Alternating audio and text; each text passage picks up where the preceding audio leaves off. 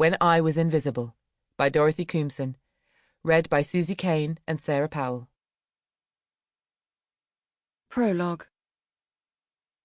London, 1988.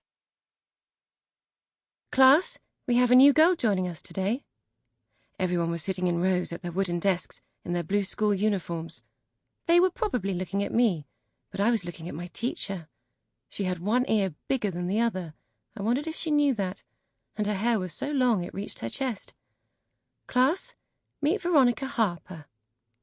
Lots of the children gasped. Others said, "Wow," really loudly. I looked at the other children then. Why was my name so strange to them that they were behaving like that? Some of them were turning round in their seats to look at a girl who was staring right at me with her eyes really wide. "That's right," my new teacher said. "This is the second Veronica Harper we have in this class, except they are spelt differently. Our Veronica Harper has a K instead of a C. New Veronica Harper has a C instead of a K. Isn't that fascinating? Two names that sound exactly the same but are spelt differently, and two girls who are both 8 years old, called the same thing but who look very different." I grinned at Veronica Harper with a K. I thought she was the prettiest girl I had ever seen. "Fascinating as this is, though, it's going to become very confusing very quickly," my new teacher said. "Do they call you anything else? Veronica with a C?" I nodded. "They call me Ronnie," I said very quietly. "Brilliant. They call Veronica with a K Nika, so that's settled. Now, if you'd like to take your seat next to Nika, we can begin the class." My legs were wobbly as I walked towards the other Veronica Harper, and everyone stared at me. "Nika, I take it you won't mind showing our new pupil around," the teacher said.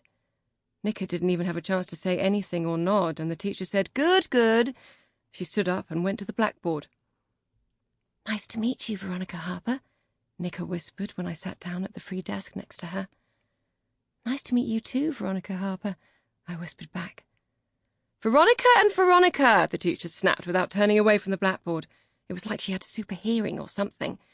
"I hope you're not talking. I don't want to have to separate you both on Ronnie's first day."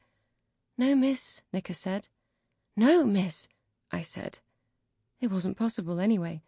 It wasn't possible to separate us now, because we were going to be the very best of friends. 1. Nika. Birmingham, 2016. I've been here for hours. It's probably not been that long, but it feels like it. It seems like I've been sitting on this uncomfortable plastic bench with my head on my knees, my arms curled around myself, the sounds of this police station going on around me, for long enough for me to feel like my life is draining away. People come and go.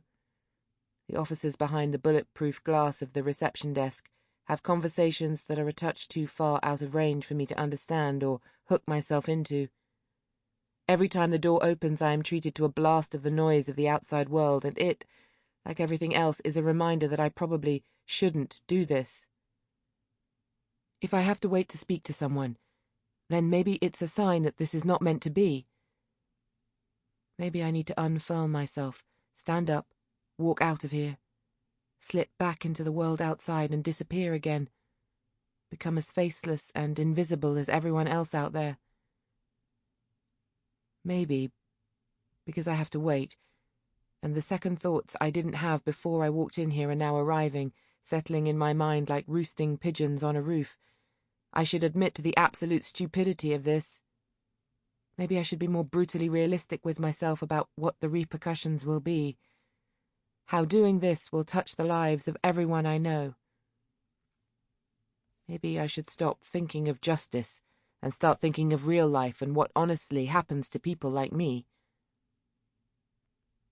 A voice calls out my name. Too late to run now, too late to change your mind, I think. Slowly I raise my head, lower my legs, place my feet on the floor, my gaze seeking out the person who called my name. I stumble a little when I am upright, but I catch myself before I fall, curl my fingers into the palms of my hands, trying to hide the trembling. No escape. No retreat. I have to go through with this now. "How can I help you?" the police officer asks. Plain clothes. some kind of detective. Sample complete. Ready to continue?